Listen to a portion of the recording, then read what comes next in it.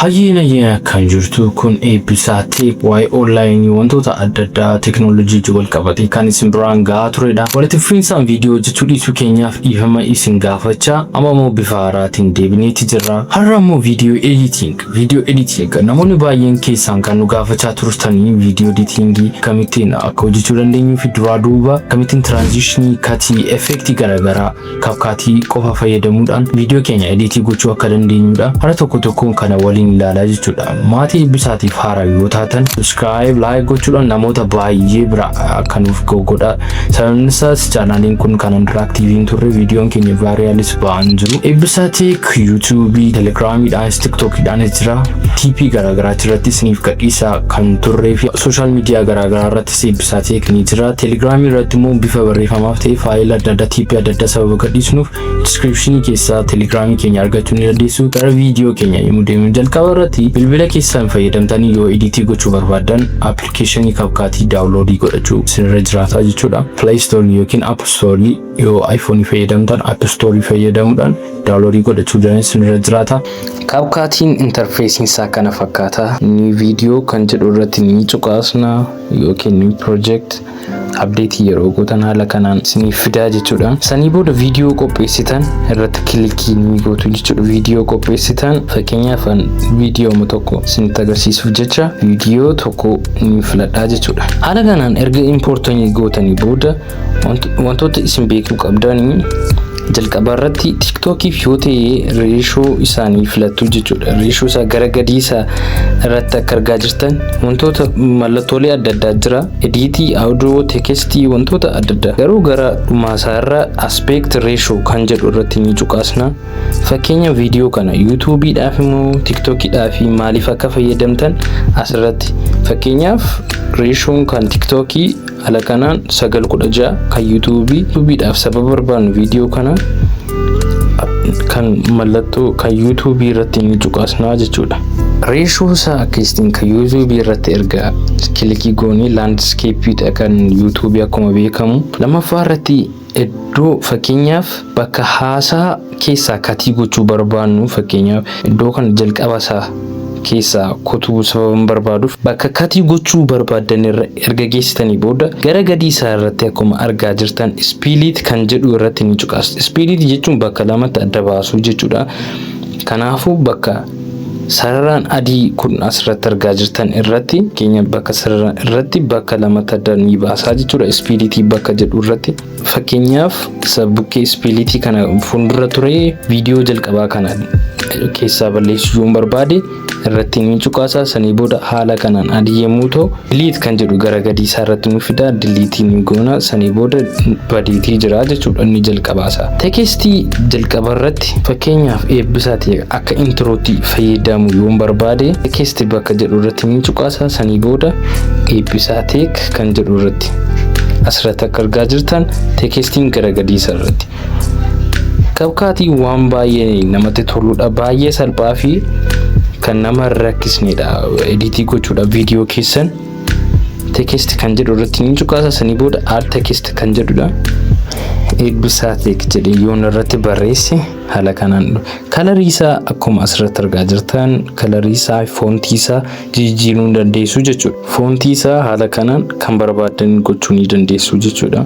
Daataa yookiin wifi fayyadamu isinirratti jiraata. Wantoota kana akkuma akka barbaadan bakka isaa jijjiiruu ni dandeessu jechuudha. Fakkeenyaaf bukkee kanarra animation kan jedhu haala barreeffamni kun ittiin socho'u animation kan jedhu filachuudhaan sochii tekstii keessanii jijjiiruu ni dandeessu. Fakkeenyaaf jalqabarra jiru yoo filadhe haala kanaan eebbisaati jedhanii barreessa. Lammaffaa irratti immoo jalqabarra jiru second isa gara gadii isaa irratti secondii hammam suuta jedhee kan socho'u saffisaan akka inni socho'u kan jedhu secondii isaa akka barbaadan irratti barreessuu ni dandeessu jechuudha. Fakkeenya eebbisaati haala kanaan barreeffama bakka barbaadanitti barreessuu ni dandeenya. Sochii isaas kontiroolii gochuu ni dandeenya jechuudha. Stiikarii garaagaraas fakkeenyaaf follow, subscribe, like kan jedhu stiikarii gosa baay'ee jira. Kapkaatiin mata ofiirraa kan inni qabu asirraa argachuu ni dandeessu jechuudha. Fakkeenyaaf follow kan jedhu bukkee kanatti haala kanaan barreessuu ni dandeessu jechuudha.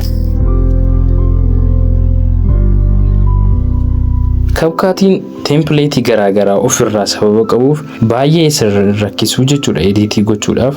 Jalqaba irratti katii gochuudha. Katii yemmuu jennu wantoota viidiyoo keenya keessatti fakkeenyaaf iddoo nuti hin barbaanne akka keessaa ba'u yoo barbaanne kat gochuu viidiyoo gadi qabuudhaan viidiyoo irratti cuqaastanii split kan jedhuun katii gochuu dandeessu jechuudha. Katii erga gootanii bakka lamatti kan hin barbaanne gidduudhaa baasu jechuudha. Sanii booda bakka hin barbaanne irratti erga cuqaastanii viidiyoo keessan irratti sanii booda delete kan jedhu irratti ni cuqaastu jechuudha. Sanii booda ni badan ofiisaati.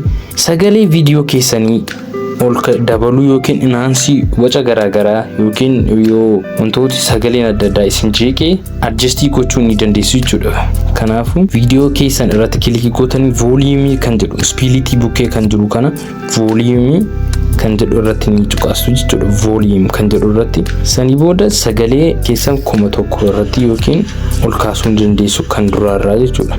Erga ol kaastanii booda enhance yookiin waca garaagaraa keessaa baasuudhaaf sagalee keessa waca garaagaraa keessa asumatti osoo websaayitii biraarran deemin asuma irratti keessaa baasuu ni dandeessu. Fakkeenyaaf viidiyoo keenya irratti ni cuqaasna sanii booda wantoota asirra jiran kana ni daddabarsitu jechuudha.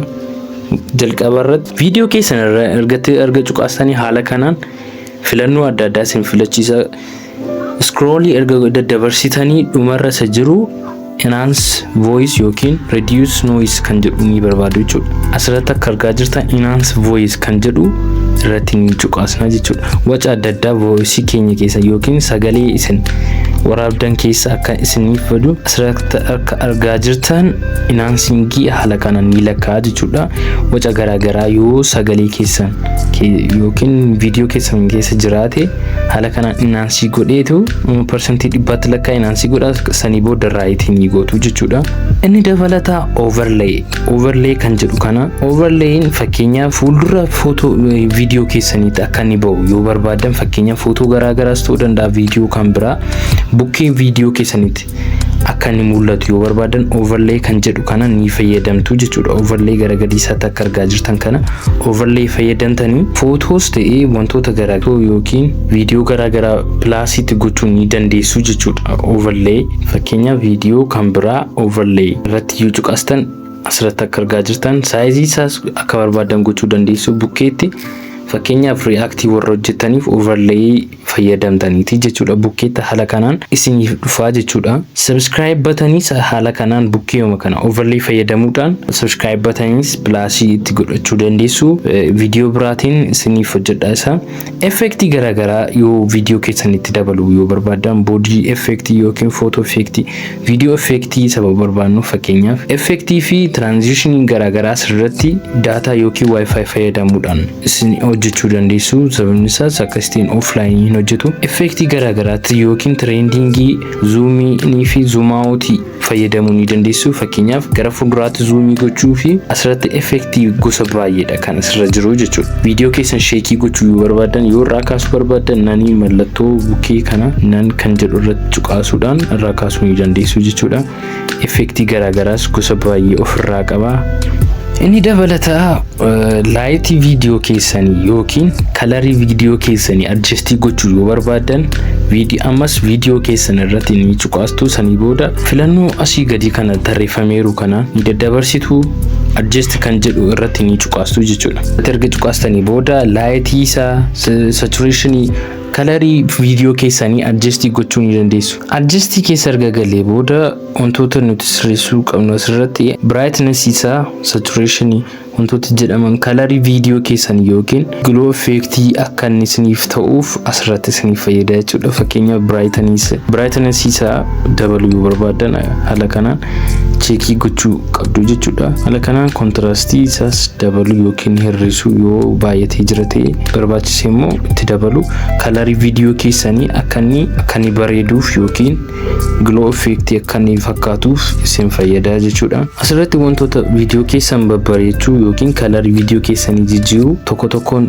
temperature isaa dabaluu barbaadan cheekii gochuu qabdu jechuudha. Yookiin dabaltanii yookiin hir'istanii haala kanaan kalarii viidiyoo keessanii dabaluu ni dandeessu haala kanaan jechuudha. Inni dabalata gara olii isaa irratti akkuma argaa jirtan yeroo exportii gochuudhaaf quality video keessanii kan dabaluuf irratti kan godhu resolution isaa yeroo baay'ee amma 4K tti waan baay'ee nama ajaa'ibu CapCut irratti quality isaa amma 4K tti gochuu ni dandeessu jechuudha. Quality video keessanii 4K irra yoo ta'e baay'ee isin fayyada jechuudha. Frame rate isaa YouTube dhaaf yoo ta'e yeroo baay'ee kan filatamaa ta'u 30 irra yeroo gootanidha. Haala kanaan quality video keessanii kristiin dabaluu dandeessu jechuudha. 4K amma 2K yookiin 1080 irra gochuu ni dandeessu jechuudha. Haala kanaan dhumarratti logo CapCut irraa ni balleessitu yoo bukkeetta haala dhuma isaa irratti kristiin delete gootu. CapCut irratti haala kanaan karaa salphaa editii gochuu ni dandeenya jechuudha. Viidiyoon kun sababa dheeratuuf part 2 isiniif hojjedha. Gaaffii wanta isinitti ta'e commentii irratti naaf barreessaa. Eebbisaatee Telegram channel keenya join gochuudha. Wantoota haaraa adda addaa achirratti gadhiifaman argachuu ni dandeessu. Galatooma.